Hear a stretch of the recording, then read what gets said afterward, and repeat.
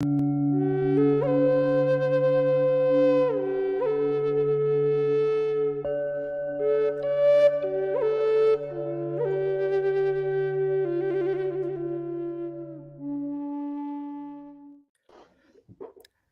Don, happy Tuesday.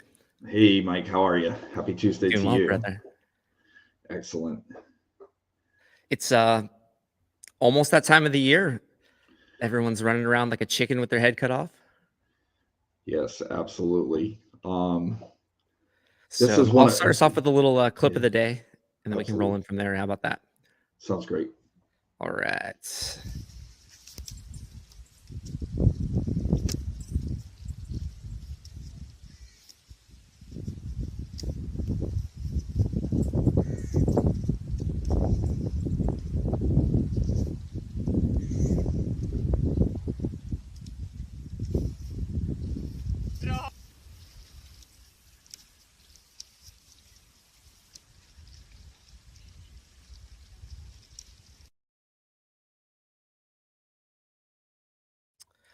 Pretty impressive stuff.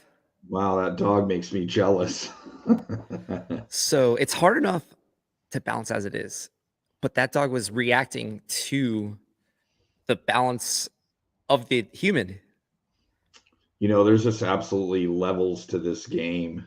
Like growing up, I played multiple sports and I did water skiing and barefoot water skiing. And if you're familiar with water skiing at all, something about the mechanics of your body in the water when you barefoot, the boat has to go, I believe, like 10 to 15 miles an hour faster just to handle the mechanics of barefooting, the amount of resistance. And what's Oh, interesting about barefooting in particular is that when you fall, we call it the tin soldier. It's just glorious. So, anyways, I as a teenager I wanted a skateboard so bad. My parents wouldn't buy me one, so a little frustrated story there. But anyways, I consider myself to have excellent balance. And then I come around Doc Spencer and all the stuff that he does with the Indo board and the juggling, and then I get on the slack line and realize that there are absolutely levels to this game, and I may not quite be a black belt yet. the rabbit hole goes very deep. And surfing is another one. I'm flirting with surfing, and it is not coming easy or natural to me. I haven't tried that. What's that sport like? Surfing, oh geez, yeah.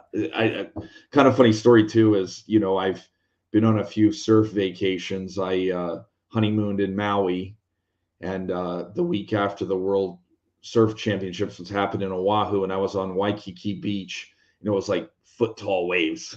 And then I went to Costa Rica in 2013, and there were like 18-foot waves. And in Florida, you become very familiar with an undertow. But when I was in Costa Rica, it was like the entire beach was an undertow. It's definitely not for beginners. Well, and I think like we texted earlier today about what we wanted to talk about, Yes. and there's a little bit about introducing play and probably Yes. like trusting the process, right? So when Yes. I'm on an Indo board or a surfboard, I don't look at my feet very often. Right. And you just like have a feel. And that's where some of the clips that we'll show later in the stream is where Dr. Spencer has introduced throwing the ball, being Yes. blindfolded, plugging your ears. And Absolutely. I think that's where we get out of the mindset of training and like doing. Yeah.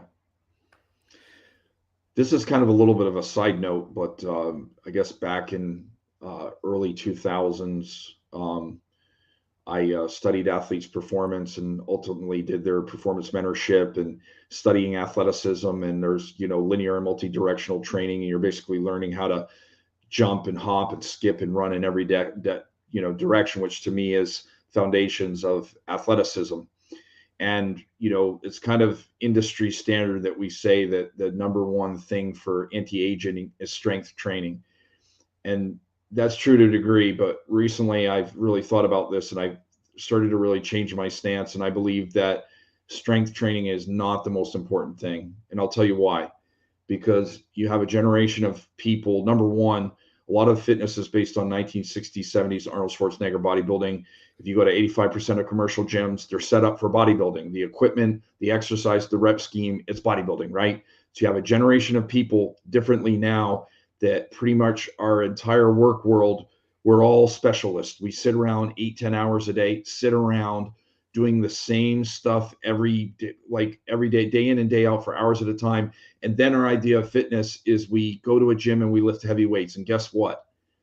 People are stiff as heck.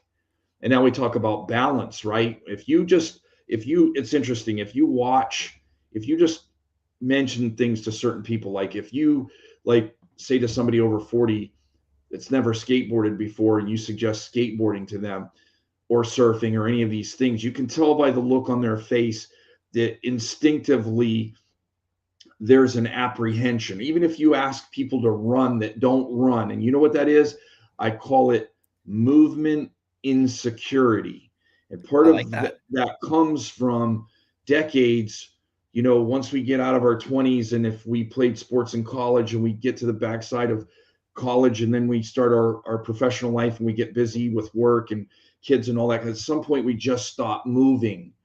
So I was talking to Dr. Spencer about this the other day. So you know what people do if they do anything outside of working out? You know what they do? They pick a sport that's highly specialized doing one thing. I'm of the opinion now that not only do people need to move a heck of a lot more, but they need to have a rounded movement palette, which means they need to experience a lot of different forms of moving. Okay. And because people have movement insecurity, like you said, you've done so much, example, surfing, that you have a level of confidence when you do that, not apprehension. And that kind of ties into, what I wanted to talk about today. But one of the things that we found out almost by accident is we noticed that when we asked people to balance, there was that insecurity, that level of apprehension, and people really started to get in their head. And what we know about balance is balance doesn't occur up here. Balance requires you to be present. And when you're in your head, you're either thinking about the past, okay, or you're thinking about the future. You're not thinking about the present. And that's kind of I'll how, tell you, Don, yeah, like you said, there's levels, right? yes, So sometimes I'll just find myself grabbing the same surfboard yeah, for every session. yeah, And I have 4 surfboards leaning against the wall. yeah, And I'll just take a different board for a different day.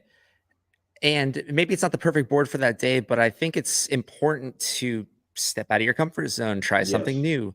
Like yes, humans are conditioned to want to know what's coming next. Like yes, the fear of the unknown is most people's worst enemy.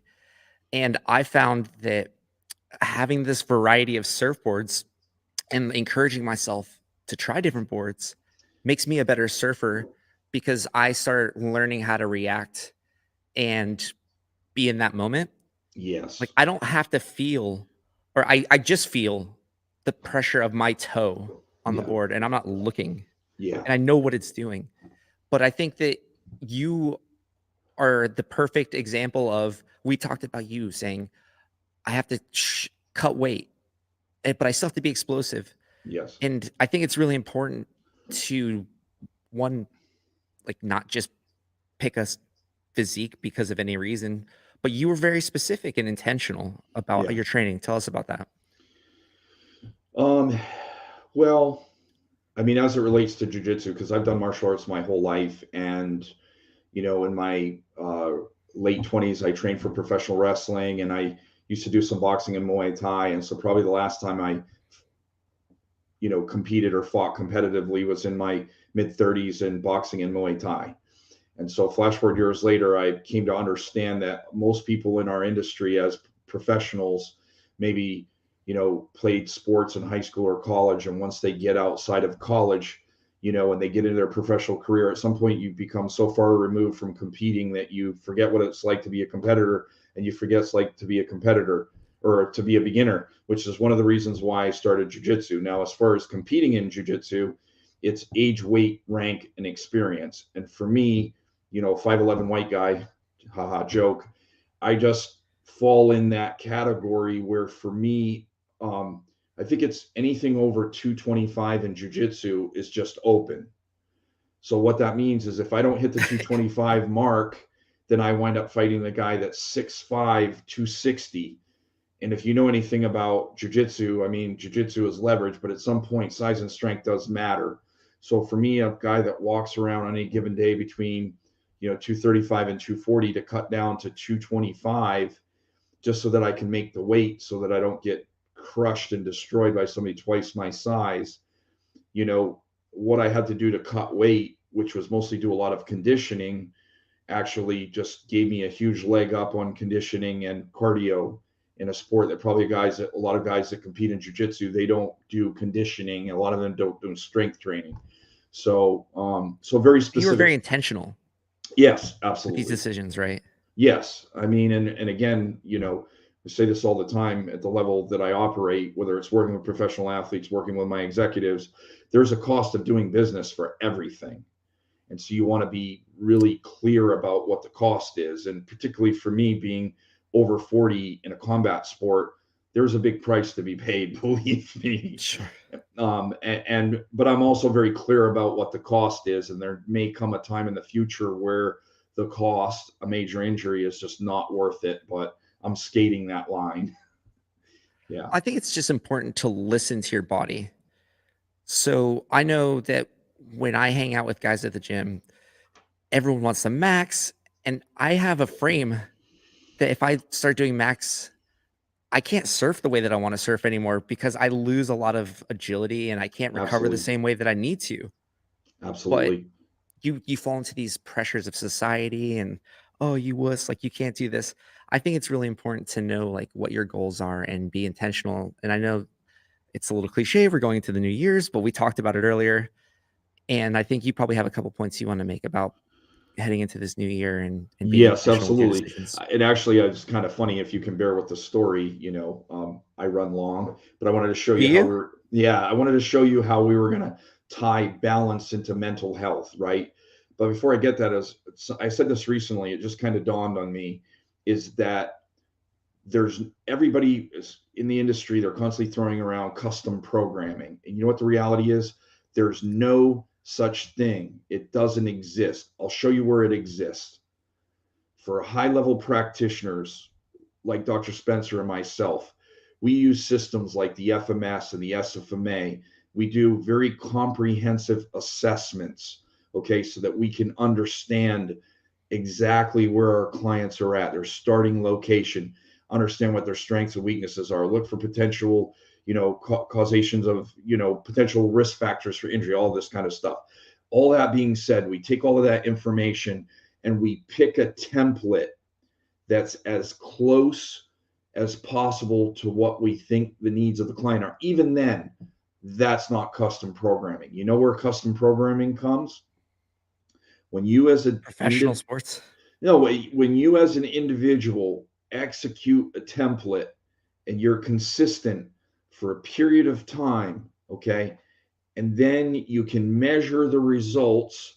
And if you are measuring, okay, then you can start to manipulate the variables. Like one of the things that I learned through my jujitsu and conditioning for competitions, what I learned is that for me, I operate on better on higher calories and more of an expenditure and more activity, because at the end of the day, how do you lose weight? It's by creating a caloric deficit. Okay. But what I realize is I feel better on more activity and higher calories. And that's something that I learned because I was tracking and paying attention. So to truly get a customized program requires a good template, but it also requires you being consistent and tracking long enough to notice the results. So let's see if I can segue balance into mental health, because this is the time of year. It's one of my favorite times of year because this is the time of year almost universally where we are most likely to look at our lives and take an inventory, meaning, okay, we're looking at how the year has gone. We're counting the things that have gone well. We're counting our blessings. We're in gratitude. And many of us are also looking at the things that maybe that didn't go as planned or didn't go well or didn't work. And we're trying to come up with a better plan for the future. So just out of curiosity in coaching, I'm starting to really research. Like this is a big thing for me, is the best workout, the best diet, the best balance program is the one that the client can stick to. And where I sit, the biggest issue that people have is execution and consistency. So the best workout, the best diet, the best balance program is the one the client will actually do. And so all the time I've worked with elite performers, I've worked with businessmen, I've worked with executives, professionals, athletes, general populations, and I'm studying human behavior and behavior change, and I'm studying habits. And there's a lot of new information out from neuroscience and neurology that kind of flies in the face of what we've traditionally understood about things like discipline, and in particular about execution and willpower, right? So if you understand like conditioning, you have aerobic and you have a lactate, you have anaerobic, and each one of those energy systems is set up a little bit different. Like aerobic is not very powerful, but it's steady state. You can go for a long period of time. Now when you start to get into a lactate and anaerobic, it's like super intense, but you can't sustain it very long. So when you look at willpower is like, a lactate or, lactic acid threshold. It can't be sustained over a long period of time, right? So in the industry, we've just highlighted all of these extreme examples of people it's all about willpower and it's all about just do it. But the reality is, I was researching that, it's like, that's 8% of the potential fitness market that as trainers we highlight in our business, the people that come in and they have ultimate willpower and discipline and they follow the program 100% and they get the amazing results.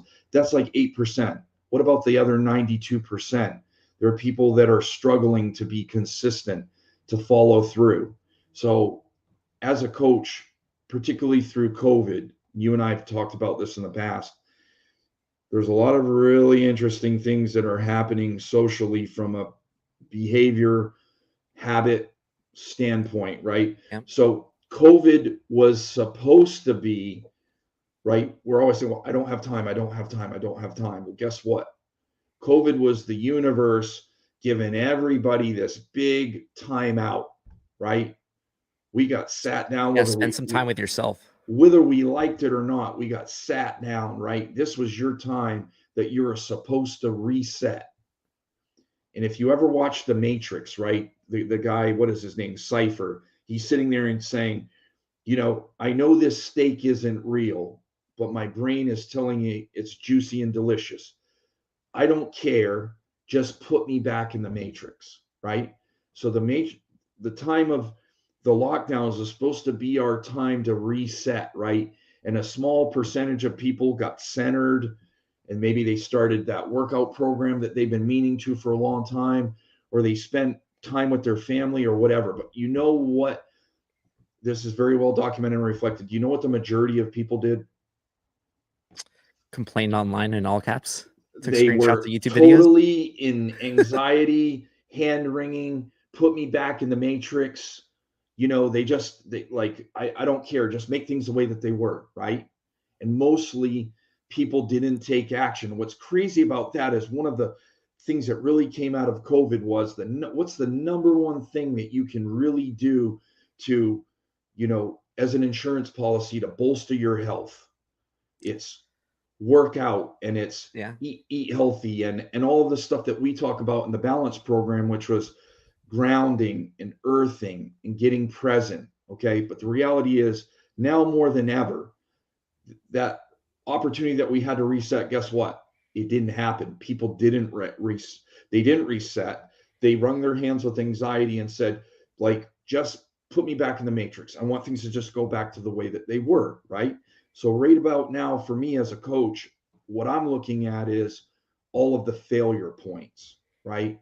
Why is it that a large percentage of people, like if you look at the statistics of like goal setting, New Year's resolutions, like 8% of people that set goals actually achieve them. Okay. A large percentage of why do people sign up for a program and they don't even get started? Okay. Why do people get started in a program and quit? What's the definition of insanity? It's doing the same stuff over and over and over again. If you look at this, 85 up to 90% of our behavior, our thoughts every day are exactly the same. We're thinking the same thoughts, doing the same things, executing the same behaviors. Upwards of 85 or more percent of that is subconscious, it's automatic, and a lot of it is negative. Like our nervous system is looking for threats. So people are super wound up, they're checked out and disconnected. Okay. So my message going into the new year is number one, what I call the audit. We got to get present. Number one, we got to get present to the amount of our behavior and our thoughts that's subconscious, automatic, mostly negative. People don't even know why they're doing the things that they're doing. They're just running on autopilot, right? So how does this reverse engineer this, right? How does this all tie into balance? I think that mental health is one of the preeminent issues, and particularly as it relates to people are so defeated that they can't willpower themselves to do the things in their life that they know they need to do. But you know what we realize? This is going to be a huge part of my message moving forward, is that when you live all day long on dopamine hits, do you know what that does to your willpower and your motivation?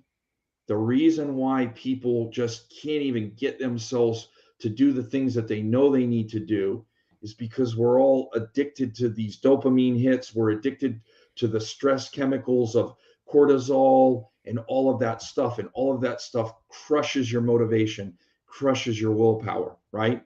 So the first thing that we need to do, you know what need to means? Means never, right? The first thing that we need to do is get present. Okay. And we know we need to do it. So why the heck are we not doing it? And what is it going to take? Because COVID said like a bunch of people are dying. Okay. And why? Because what COVID did to me is it exposed weakness everywhere in our businesses, in our relationships, in our health, in our mindset, anywhere where you were weak. COVID as a virus and just everything that went down with it exposed weakness, right? So never more was there a larger reason to make the change, and yet collectively we're not doing it, right? Okay, because people are just not present. So we need to get present. How do we get present? Not by saying I need to get present. So what we discovered in the Balance Project is we brought people in and we saw right away that people were in their head, not present, telling themselves a story about what they should be able to do. And almost by accident, what we discovered is if you get people to play, people get out of their head, they become present in the moment in spite of themselves, subconsciously, boom, they get present. And that's where the magic happens. That one smile when you get humbled on the Slack line or the Indo board, right? Well, there is always that realization. For some reason, I say this all the time. What reasonable expectation do you have that you're going to be good at something that you never do? And somehow in our brains, whatever we think, we're a legend in our own mind. People are always surprised at how poorly they do when we ask them to do simple balance drills. Like the look on their face is like, Yeah. oh, wow, I can't do this. And then they go right to the story in their head about what they should be able to do and why they can't do it and what it means. And now they're in this loop. I'm not good at balance. And so then I like almost as like a thing, it's like, hey, Mike, let me ask you a question. What did you have for dinner last Wednesday? Do you remember? Oh, Mike, Yeah, I think I could just a second. While you're doing that, could you do me a favor? Just go ahead and step up on this two rub by my four belly form. and tap my head. Okay, so step on this 2x4 and walk, toe to toe. And okay, what were you saying? Like, what did you have for dinner last Wednesday? And I think it could jar, right? So I'm pretty sure that when I got back, went to the Dominican Republic for a surf trip. So when I came back, I was trying to raid mom's fridge. And but sometimes you're in your own way, and this right. balance I feel opens So in this case, as an connection, right? example, is I'm asking you, one minute we're talking about this, and then I'm just asking this totally off the wall question that's not even the context of anything that we're talking about. And you're like, why is he asking me that? But in that moment, all I'm doing is shifting you to try and get you out of your head. And at the same time, I'm asking you that. Now I'm going to ask you to do this balance drill. And then what winds up happening is almost by accident, it's just like a pattern interrupt where I get you out of your head. And then the next thing you know, you're laughing. And then when you're laughing, you're playing. And then all of a sudden, your balance just drastically improves. And then the light bulb goes off and like, oh, like partly for me, for jujitsu is one of those things that for me, when I go into jujitsu, whatever I have going on in my world, when I step on that mat, the only thing that exists is that moment. And so balance is one of those things that, okay, all right, so you're saying if I walk on this balance beam, or if I walk on a 2x4, or if I play with a slack line, what does that do for my mental health? Well, listen, the number one antidote for anxiety and all of this stuff is to be present. Okay. So play as a flow state is an amazing way for you to get present. Okay. And you know this as well as I do. I mean, we could sit here and talk for hours about all of the amazing things that happen when you get present in the moment.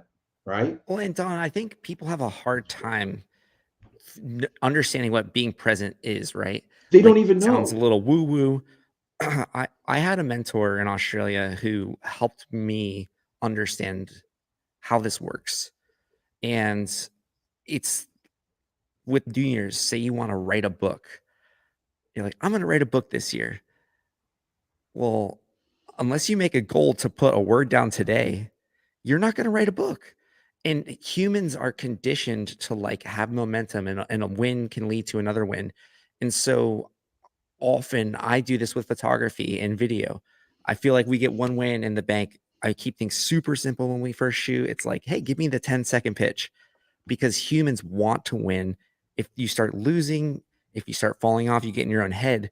And so write a word, write a sentence, write a paragraph, write a chapter, write a book. That is how you get present, is you make goals for today and you have dreams for later, Yeah. but you have to be super specific today. I couldn't agree more. I mean, that's been a thing for me for the last several years, where if you understand the whole psychology around the New Year's resolution and the number of people, I just was doing research on this recently, and it was like whatever the percentages are, like extremely high. This research firm came up with this, it's called Quitter's Day, and it's January 17th. And this research firm has researched this and found that whatever it is, some astronomical, it's only like 7 or 8% of people that actually keep their goals, and everybody else on average, they're done by January 17th. So you know what I did? I thought about this, right? And even like, if you've never worked out or been in shape and you decide to make the change in your life, unfortunately, what you're going to realize very quick is the number one obstacle to most people making the changes in their life is the people that are closest to them. Okay. That mean well, but at the end of the day, we're all creatures of habit and we don't like change. Okay. So I'm used to Mike being a certain type of way. So now all of a sudden Mike starts changing. That makes me really uncomfortable, because I like Mike the way that he is, because I know what to expect. Right. So for years, I start my New Year's resolutions somewhere between mid-September to mid-October. And why do I do that? Because you understand the psychology of the win streak. You need 6 to 8 weeks of showing up when nobody's looking, no pressure, no snarky people. People love to see you fail so they can feel good about their own failure. In the same way, when you start making changes, it starts speaking to people, and people get triggered because they see your change and it weighs on their conscience, and they know that they're supposed to be doing. So if I can find fault with you, then I can dismiss the message that your journey is sharing to me, right? So for the last at least 10 years, is I start my resolutions 6 to 8 weeks early, so that I can build up enough momentum that come Thanksgiving, okay, if I got 6 to 8 weeks of momentum come Thanksgiving, I'm much more likely to stick with it, in the same way that once you hit Thanksgiving, if you haven't got started, it's a slippery slope of parties and pressure and events and being stressed out. So if I don't make progress by Thanksgiving, I'm just going to slippery slide slope my way right into January 1, feeling defeated, feeling bloated, feeling bad about myself, and then all the pressure of everyone else around me that wants to see me fail.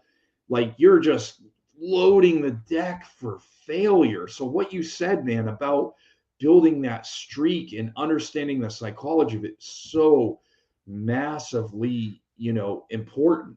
Well, and these things take time, right? So we live Yes. in the world of instant gratification. Yes. I hit tap and somebody feels nice, and someone hits tap and I feel nice right now. I hit a button, something happens right now. You could go to the gym and work out harder than you've ever worked, and tomorrow you're not going to look any different. You'll feel sore as heck. This And is, that's the hard part, is like, we yeah. don't live in a long-term frame with things that take a lot of time.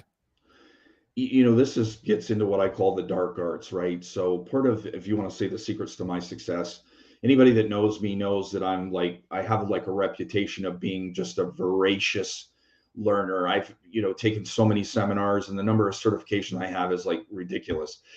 So, It is. I've studied extensively in my industry, both as a trainer and a therapist. So those are two fields of study. I've also studied extensively outside of my industry, and I've done a tremendous amount of personal development and work with coaches in finance and direct marketing and real estate, right? So being an expert insider is incredibly valuable, because you have the insider's track, but it can also very much bias you. So I found it incredibly valuable to study with people outside of my industry that have a fresh view. They're not biased, right? So one of Yeah. my business coaches I worked with in 2013, business coach extraordinaire, Jeffrey Combs. And Jeffrey Combs mostly works with super high-end, six-figure income earners in real estate and direct marketing. And I learned a tremendous amount from Jeffrey about what I call the dark arts, and it's understanding the nature of human psychology. Like, he was one of the first ones to explain to me, which blew my mind. He calls them heartaholics, people that Yeah. identify with the struggle. So if you're a person that identifies with the struggle, you have an expectation that everything that you do is going to be difficult and it's going to be a grind. So what happens subconsciously, the reticular activating system in your brain, you start looking for struggle everywhere. Here's what's really insidious. Okay. You get into a situation where there's no struggle and you think something's wrong. So you start trying to create struggle, what he calls heartaholics. But what about this? Okay. This is so funny. I'm just gonna say quickly, Yes, when you're like please. hungover and it's even hard to find a parking spot in the parking Yes. lot? It's Yes. like that. Yeah. So if your expectations, everything is like, well, what if it was easy? What if it didn't have to be a struggle? What if things flowed? Right? So literally, there's a part of your brain, the subconscious brain, okay, that operates in the background, that's looking for evidence of whatever you're telling it, right? So another thing that he blew my mind about is, he was the first one to suggest to me that people are addicted to the stress hormones of cortisol and adrenaline. These are individuals that are chronically late all of the time, right? So if I'm addicted to the chemicals of cortisol and stress, then what I'm looking for is, I'm looking for drama and negative in everything. And that sounds so crazy, right? Like, who would do that? But if you look at the world that we live in, and the constant dopamine hits and everything negative, negative, negative, and yet we all feed into it. So here's what I would really like hit home with me, what I call the audit, right? My part of my job as a trainer, okay, or a coach, is to create systems, okay? So the first thing I do is what I call the audit, right? And somehow, I call it the Nike commercial. Somehow people, they get hyped up on the train and they watch the Rocky movies and like, yep, this is going to be the time that I'm going to do it.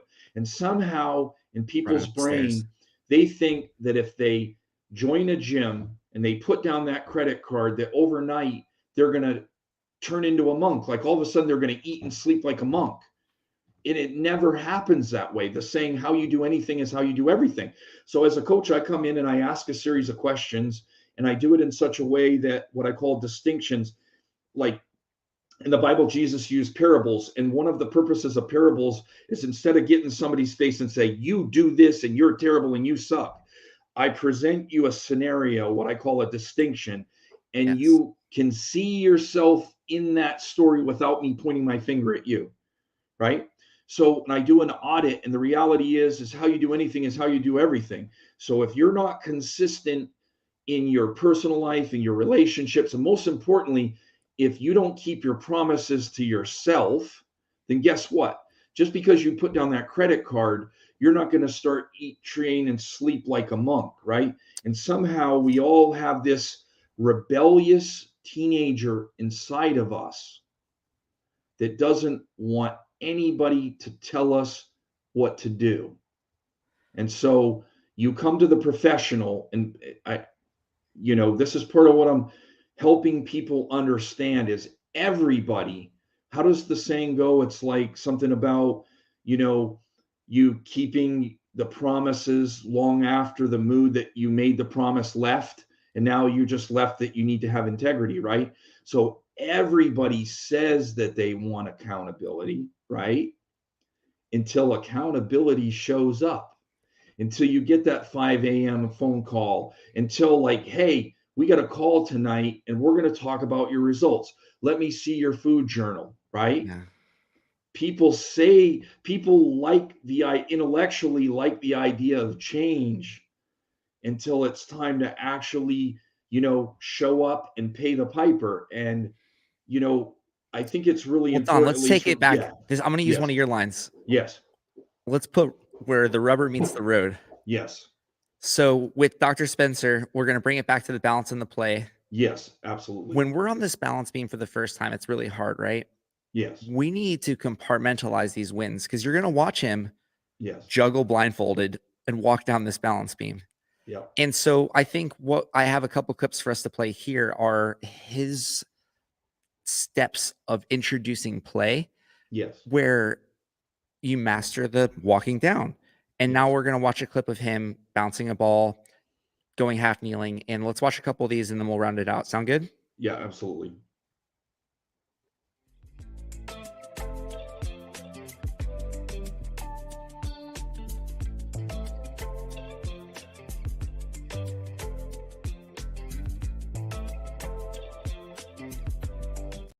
All right.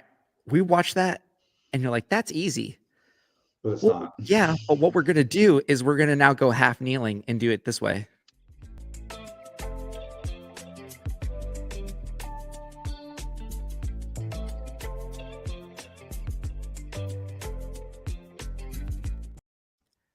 And you're like, oh, that's still not that hard, right? Well, now let's do this, Don.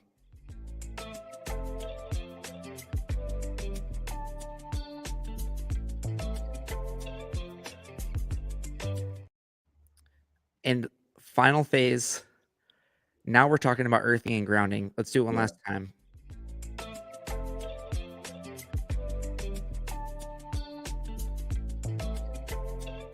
I thought he had the sand underneath him right there. Yeah. See, the system that you guys have worked to develop has Yeah. progressions, and you can Yes. get these wins. Absolutely. Starting kneeling looks and feels dumb. Yeah. But you know what? You get that win, and now you go half kneeling stance. Absolutely. I mean, the scalability is, and again, when we first started this project, we realized that even the industry's concept of what balance is some crazy, ridiculous thing of somebody standing on one leg on a Bosu ball and, highlight reels and injuries. And, part of what we do in education is understand that, yes, there are levels to this, and that's an extreme example. And what we want to do is scale this and make it, available to everyone, Yeah, and I think that's closing this out, right, Don, is where you and I have both said we need to compartmentalize. We need to get Yes. wins. We need to Yes. have progressions. Yes. Because if you just want to go and balance beam walk and do this ball play, you're probably going to fail and you're going to get frustrated. Absolutely. Don't do that at New Year's, right? Like, you want to write a book, Don't try to write the whole book in one day. Like, let's write a word in a chapter. Part of presence is self-awareness, right? So when you create presence, then you become self-aware, and when you become self-aware, then you can actually, now you're starting to take all these things that are subconscious, automatic, that you're not even aware of them, and then you start to become present and aware. And one of the first things that you become aware of is, oh, these are all the ways that I've been self-sabotaging myself. These are all the things that, for whatever reason, I don't even know why I do what I do or don't do what I do. And again, it seems almost counterintuitive, and you can tell the story or not tell the story. You can explain to people why we do this, but sometimes it's just fun to just throw something at somebody and they don't even know why. Because again, why is in your head, it's not present.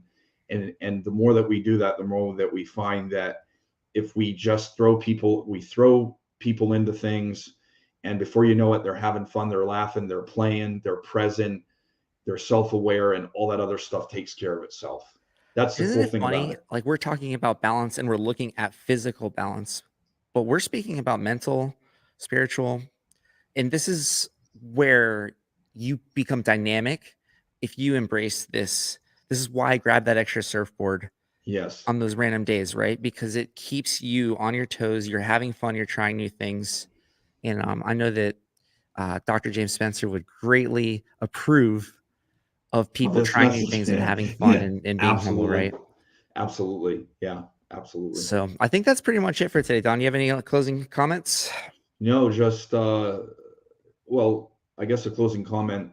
Um, you can take my word for it. You can just try it. As people will say, like, what does walking across the board have anything to do with mental health? Well, we just deep dived in a lot of the reasons. So, like, if that's important, that stuff, or you can just try it and see what happens, and notice when you do it, like, you're present in the moment, having fun. As That's the Dr. thing. Spencer would say, let's go play golf. Let's go play golf. Yeah, And that's it. that is important. So thank you so Yeah, much for joining tonight, Don. absolutely. I I think we got appreciate one it. more of this year, 27th. One more, huh? So last one. So I'll be We'll see looking if we. forward. I know I'll Yeah, see you here. And absolutely. yeah, it's a pleasure to chat with you about this stuff. I know how much hard work all of you guys have put into this, and I'm happy to come here and chat and just dig a little deeper and find out what works for me. And hopefully that's what inspires people to find what works for them. Absolutely. All right, brother. Well, we'll see you next Tuesday. Have a great evening. You.